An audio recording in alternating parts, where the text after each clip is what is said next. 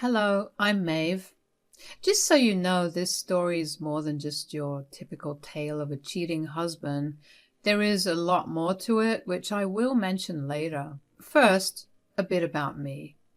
I come from a well-to-do family and my job keeps the bills paid nicely.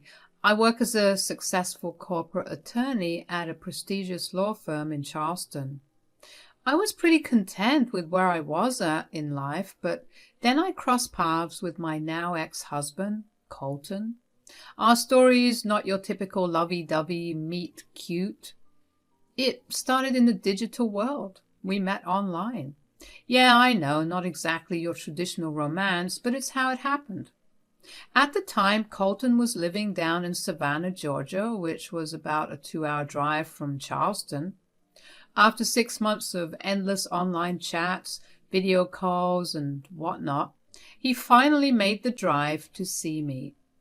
It felt like a big step, moving from online chats to real-life visits. From there on, he'd made the trip over every weekend. But now that I look back, there were things I should have picked up on. For starters, he never took me to his place. Strange, right? You'd think that after all the time we spent together, he'd want to show me where he lived. But love can be a real blindfold, and I was wearing it. Within a month of us meeting face to face, he did something that should have raised some eyebrows. He popped the question. It was one of those moments you'd expect to be grand, but it was pretty low-key. Just his dad and a couple of friends were there at this restaurant. Looking back, I should have realized that maybe things were moving a little too fast, but I said yes. I was young, but I'd already scored my own house through hard work. Colton, on the other hand, was a bit of a mystery. Colton wanted to move into my place instead of me moving to Savannah. It felt like a logical step, but I couldn't help wondering about his past. Why was he so cagey about it? But I had met his dad and other friends, and they seemed like nice, genuine people. Colton had confided in me that he grew up very poor, and his mom passed away when he was young. I thought maybe he was embarrassed by his life and just wanted to start a new one here with me. I was confident we had something real, and we got married. Colton had a bag full of secrets, and I was about to open it. The picture-perfect love story I thought we had was about to get way more complicated and painful than I ever imagined. Our married life was pretty typical, I guess. I was busy working, and Colton, well, he didn't have the most glamorous job. He dropped out of college and was still figuring things out. Not a big deal, really. He started with a desk job at the local college and later landed a job as an assistant to a marketing manager at a small company. Now, I won't lie, the money he brought in wasn't exactly making us millionaires, but Colton was confident about his career path. He kept telling me that a massive promotion and bonus were just around the corner, probably a year or so down the road. I believed him, and that's what counted. At that point, the cash he brought in wasn't my top concern. We were doing fine, building our life together. I loved the idea of us growing together and working towards a bright future. It was us against the world, and nothing else really mattered. Colton would drive to Savannah every other weekend to visit his dad, but he never asked me to tag along. So I asked him why. "Colton, we've been married for 2 months now. I really want to be a part of your life in Savannah. Why can't we just go together?" "Babe, you don't understand. The place I come from isn't like your Charleston mansion. I didn't grow up in a nice big house. I'm embarrassed about where I came from and how my family lives.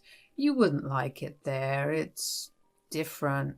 "Colton, you know that material things don't matter to me. I married you, not your house." "It's not just about the house. It's about my dad. He's a different person now. After my mom passed away, he's become a recluse, living a solitary life. He doesn't even like me visiting, let alone having guests like you over." "I met your dad at the proposal and the wedding, and he seemed like a kind man. I don't understand how he can be so—" You don't know what he's like, Maeve. Besides, my dad, he just broke up with the woman he brought to the wedding. He prefers his solitude, and he won't appreciate any visitors. I promise we'll visit Savannah someday, but not right now. Well, okay, if you say so. I stopped asking him to take me to Savannah. I could sense the discomfort it caused him, and I didn't want to push him into something he wasn't ready for. But who knew our marriage wasn't even going to last a year? Then came Colton's birthday, and along with that, his so-called office work trip.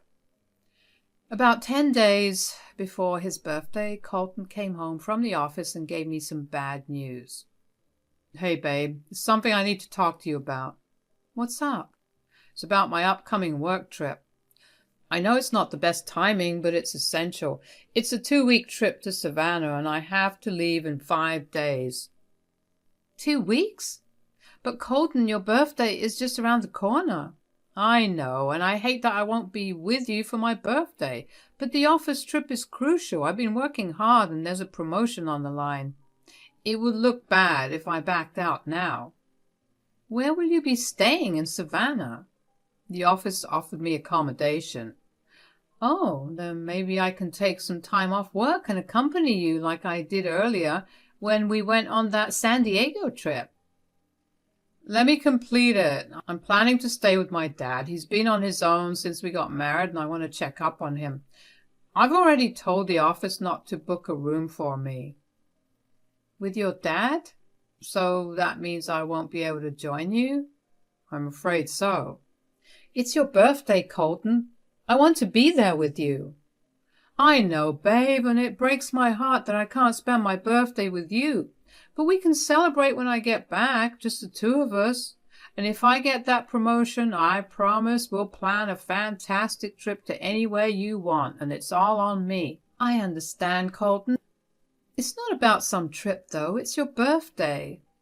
I promise I'll make it up to you, babe.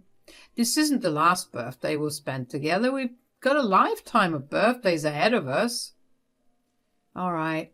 I'll let you go on this one, Colton, but I expect a belated birthday celebration like no other. You've got it, babe. It'll be the best birthday celebration we've ever had. I love you, Colton.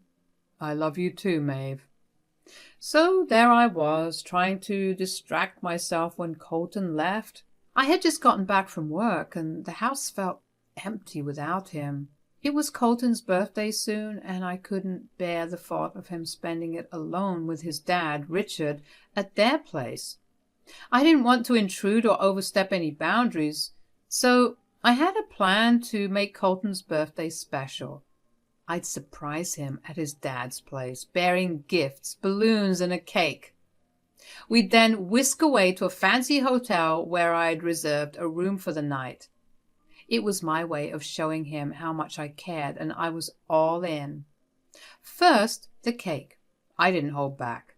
It had to be something unforgettable. So I ordered a custom cake that was not only delicious but also extravagant. It cost me a pretty penny, but Colton was worth every cent. Next, I went shopping for the perfect gift. I wanted something that would remind him of my love every time he looked at it. After some browsing, I decided on a fancy watch. On the morning of Colton's birthday, I picked up my phone and dialed his number. Hey, babe, happy birthday. Thanks, babe. So, what's on your agenda today, sweetheart? Just work for me. A hectic day. There is this really important client that needs to be taken care of, but don't worry, I'll be thinking of you. What about you? That's nice, hon. I've got a day at the office, and then it's a low-key evening. Some drinks with my co-workers and a bit of Indian takeout for Dad and me. That's how we've done it since Mom passed. Just a small celebration with a pack of 4 cupcakes and some takeout.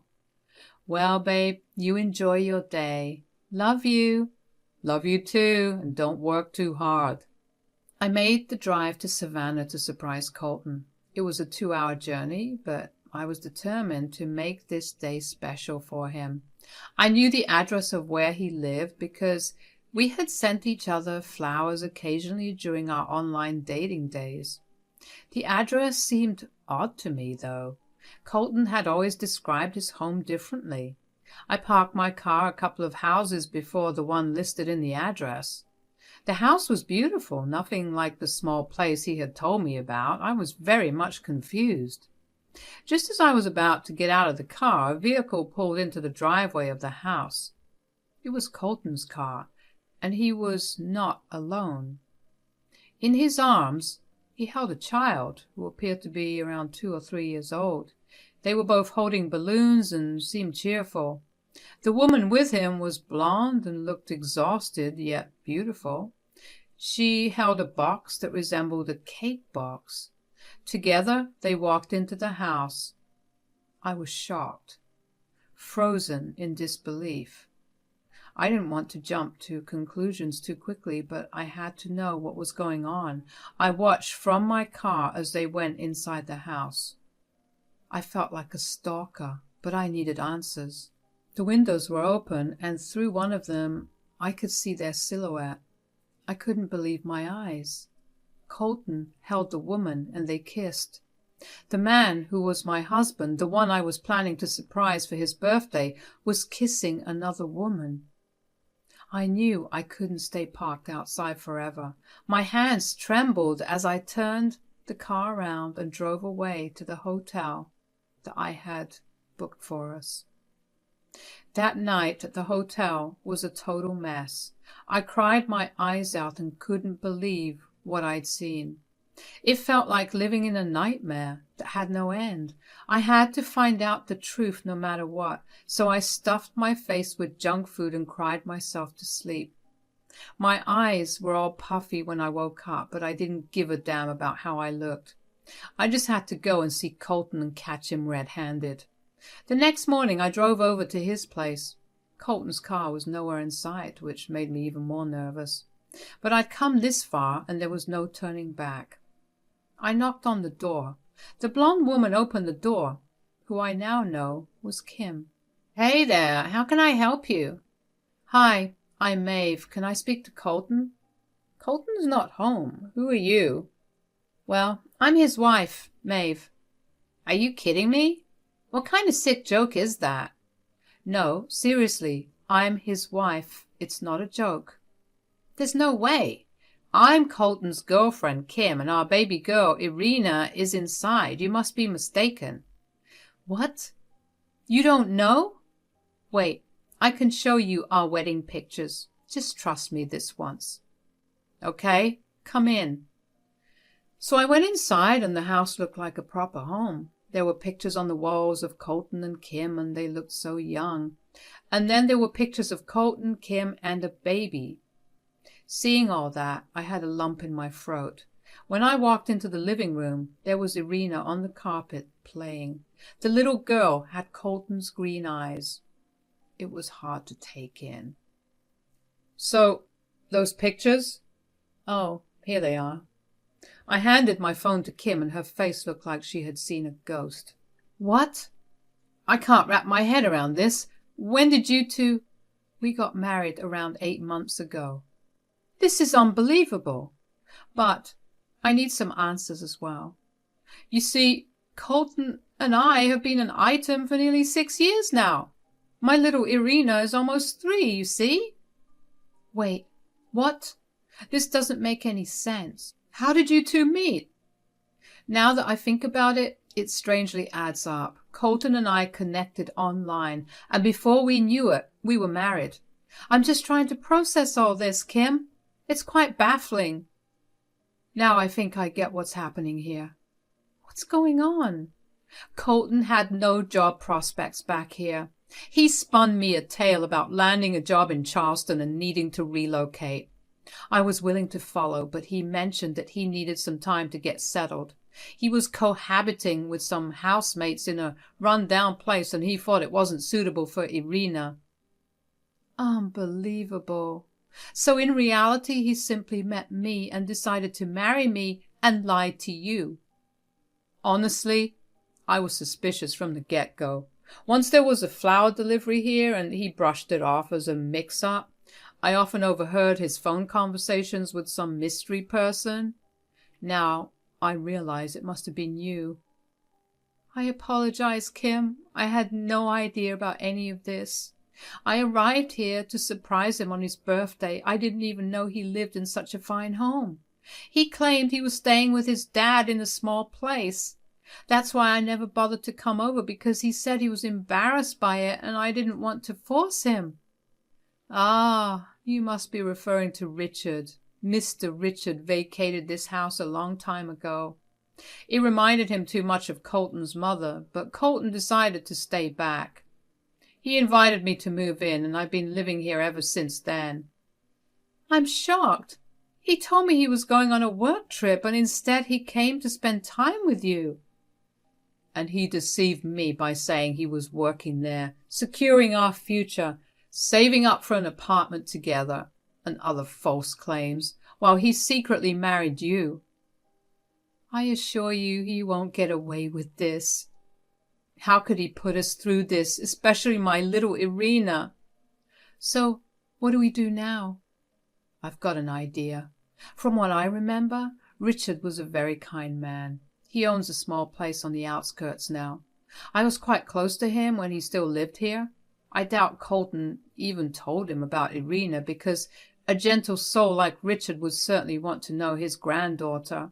You're right. Richard must have mentioned something about you and Irina to me. We've only met twice, once at my proposal and the second time at my wedding. I never really got a chance to talk to him. I have a plan. Why don't you reach out to Richard to get the news on what Colton has told him, and I'll head back home. We can stay in touch, and when Colton gets home, I'm filing for a divorce. Trust me, I don't want him either.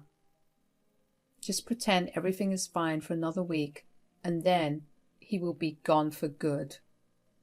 So there I was, feeling pretty down, but I had a new ally in this mess. Kim. I headed back to the house with a different kind of determination. Kim and I wanted to teach Colton a lesson, and together we were going to sort this out. It was a long drive home, and I was feeling a lot of things. Even though I was hurt, there was one thing I needed to make sure of, that Colton paid for what he did. In a couple of days, I received a call from Kim. Where's Colton? I hope he isn't eavesdropping. He's gone for a smoke. He smokes? That's new.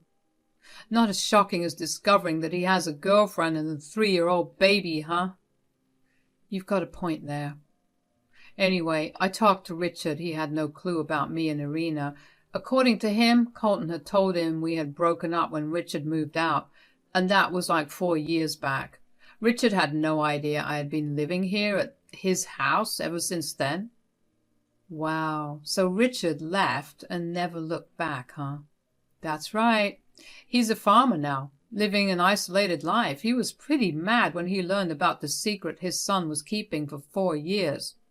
He was very worried about you, too. I told you. He's a nice man. He said he'd like to give him a good talk to.